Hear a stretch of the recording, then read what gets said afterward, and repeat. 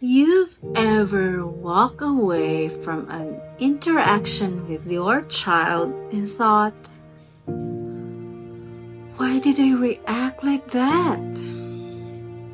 This is for you. If you promised yourself you would stay calm, only to raise your voice, shut down, or feel flooded anyway, you're not alone. And more importantly, there is nothing wrong with you. For a long time, I believed my reactions meant something about my character. I thought I lacked patience. I thought I wasn't disciplined enough. I thought I just needed to try harder and be better. But what child development and nervous system science taught me completely reframed that belief. Your reactions are not moral failures. They are biological responses. Once I understood that, shame loosened its grip, and change finally became possible. Here is what most parents were never taught. The way you react under stress is not decided in the moment. It is shaped by your nervous system long before your child was even born. Your brain learned how to respond to stress through years of experience, especially in childhood. It learned what was safe, what was threatening, and how to survive emotional intensity. When your child is dysregulated, loud, defiant, or melting down, your nervous system does not interpret that as neutral information. It interprets it as a stress signal. And stress signals move fast, much faster than logic or intention.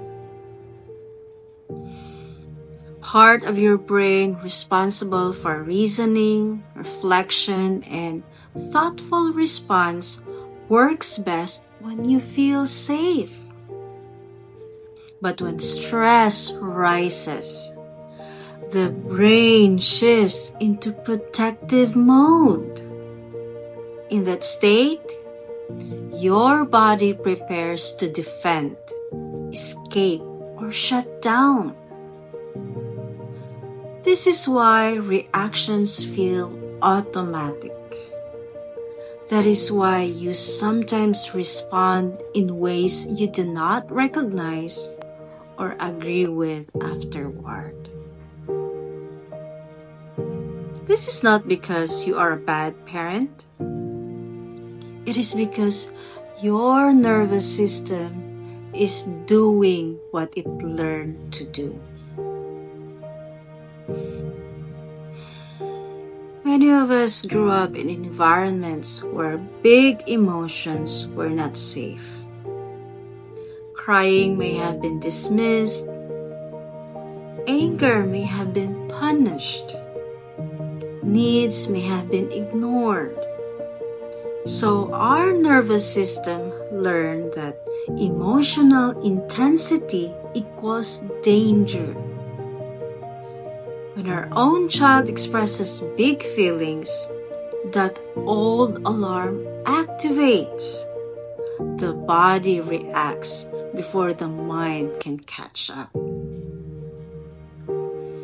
This is why knowledge alone is not enough. He can understand gentle parenting deeply and still react strongly. He can know the right words and still feel hijacked in the moment. Change does not begin with trying harder. It begins with understanding what is happening inside your body.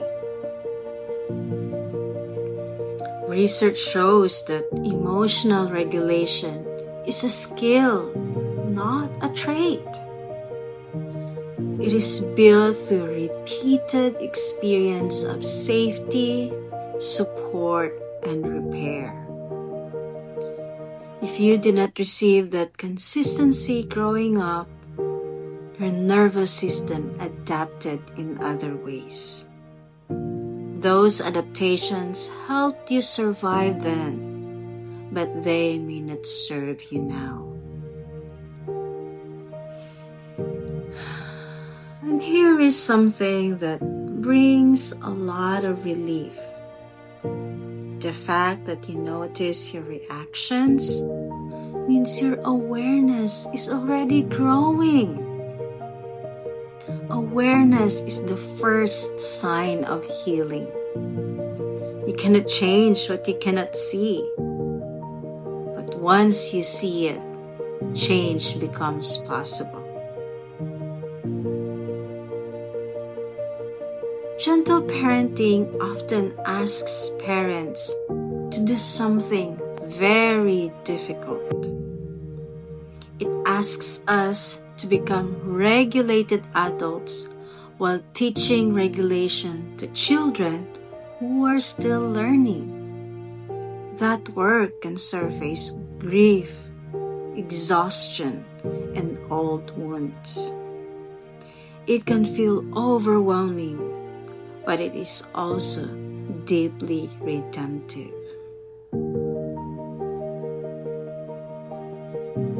There is a quiet invitation here, one that aligns beautifully with faith, even if it is not spoken loudly.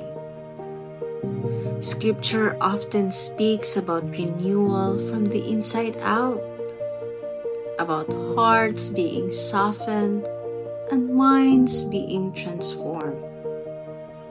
That kind of change is not forced.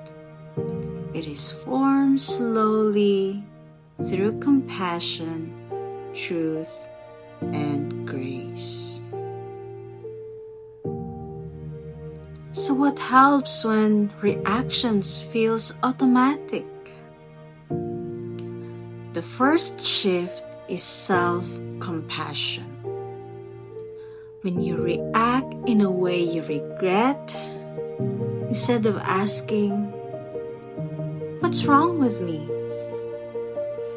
try asking, "What was happening in my body?" That question moves you out of shame and into curiosity. Shame shuts the nervous system down. Curiosity opens it.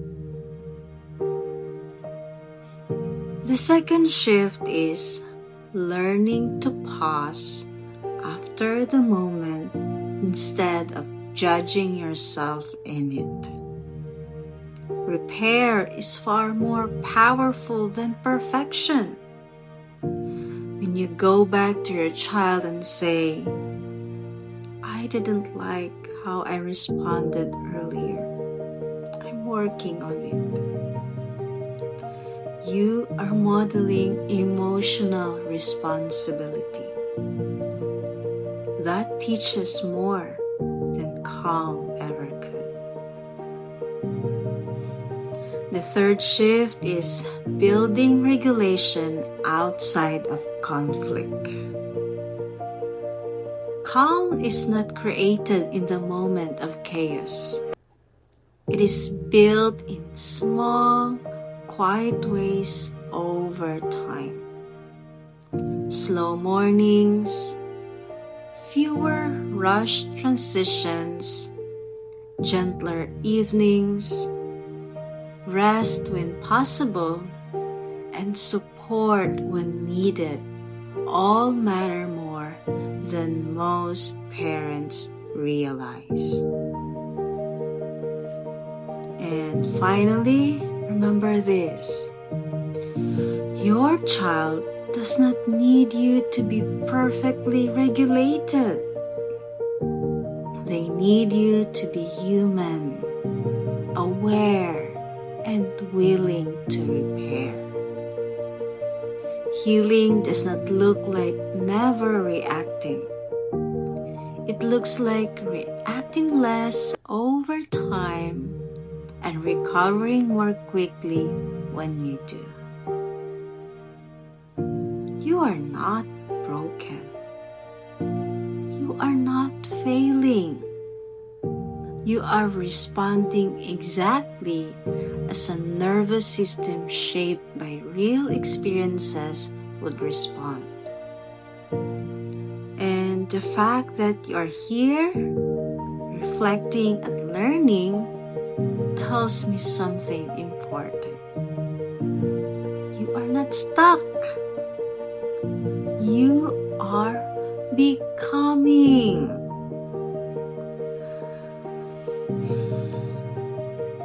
If this brought relief or understanding, share it with someone who is carrying quiet shame over their reactions.